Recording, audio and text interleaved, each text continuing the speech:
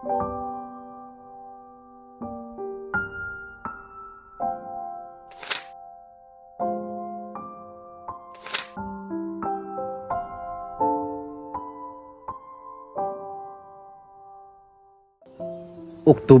18, 2025, Sabadohan ikakaruhaan kagwalo nga simanahan katuigan, nga niya naliwat nga adlaw amo iton fiesta ni San Lucas usa nga ebanghelista. Nga natin ebanghelyo kinuha didahan ebanghelyo sumala kan San Lucas kapitulo 10 bersikulo 1 tubtob ka 9. Pagbasa ti kangan santos nga ebanghelyo sumalakan San Lucas. Nagpili ang Ginoo hiniba nga kapituan kag duha nga kalalakin-an nga ginsugo hira padis-padis hinpag-unaha iya ngadto tagsa nga bungto ug dapit nga iya ngahaw kakadtuan. Nagsiring hiya haira. Damo an aranihon kundi guti ayla an mga mag-arani. Sanglit pagampo kamo hantag iya han aranihon nga magpadarahiya hin mga mag-arani ngadtuhan iya aranihon. Kadto na ginsusugo ta kamo sugad hin mga karnero habut nga hin mga lobo. Ayaw kamo pagdarahin supot o surudlan hin limos o sandalyas. Ayaw kamo pakigbali bisan kan kanay didahadalan. Pagsulod niyo hin balay siring anay. An kalinaw maada hini nga balay. Kuna ukoy didto intaw nga murayaw an kinabuhi, ibilin ha iya an iyo ginpamulong nga kamurayaw. Kundiri, bakwia an iyo ginpamulong nga kamurayaw. Pabilin didahito ngahaw nga balay, kaon ngan inom han ireg dudurot ha iyo, kay an magburudlay takusan iya suhol. Ayaw kamo pag binurubalhin hin urukyan. Kun makadto kamo hin bungto ngan karawton kamo, kaon na nigduduro ta iyo. Tambalan niyo an mga magsakit dito hito nga bungto. Ngansid nga an mga tao, harani ay nahaiyo an ginhadian han Dios. An ebanghelyo han Ginoo. Pagdayawon ka, Kristo.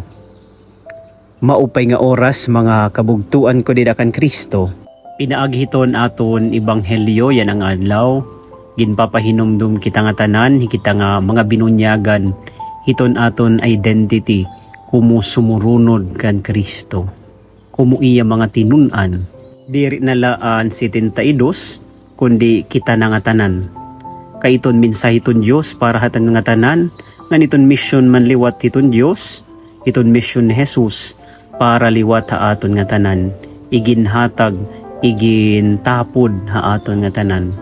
Siya hinumdum kita nga kumusingbahan, ginpapadara kita ni Kristo nga dahiton bugos nga kalibutan. Diri la para hiton piper nga tao, diri la para hiton mga magtado nga tao. Sanglit tinatawag iton aton singbahan nga Katoliko, kareg signgon universal.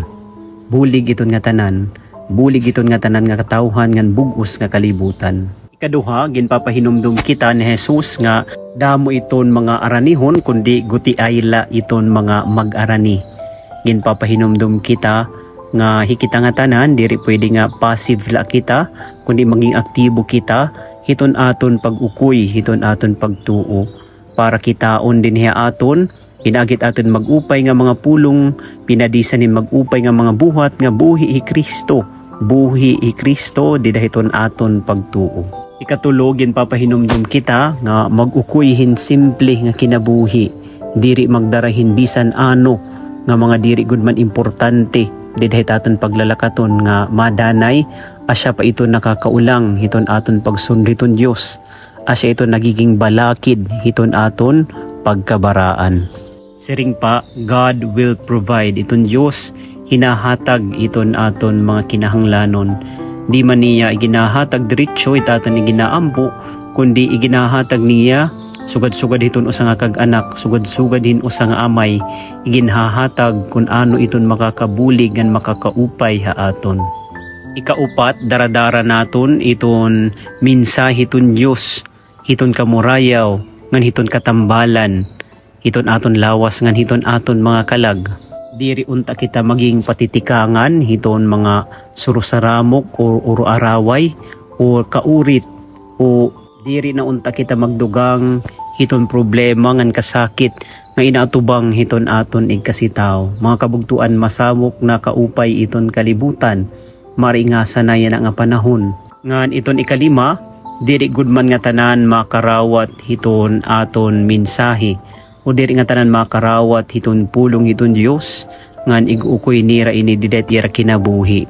Sanglit maging andam unta kita hiton mga rejection, hiton mga diri pagkarawat ta aton, hiton mga pagkontra tungod kay nagbubuhat kita hiton tama nga nagyayakan kita hiton kamatuuran tungod kan Jesus. Parte ini hiton aton misyon ang ginpapahinumdum kita nga kung diri kita karawton hiton kalibutan, kung pagdumtan kita hiton kalibutan, una hinigin dumtan ngan waray pagkarawat han aton Ginoo Kristo. Yan na nga fiesta ni San Lucas nga ginsisimbolo ito ni ebanghelyo hin usa nga winged ox nga ginsisimbolohan kan Jesus pagkapadi nga nan iya ginbuhat nga pagsakripisyo parahan aton katalwasan.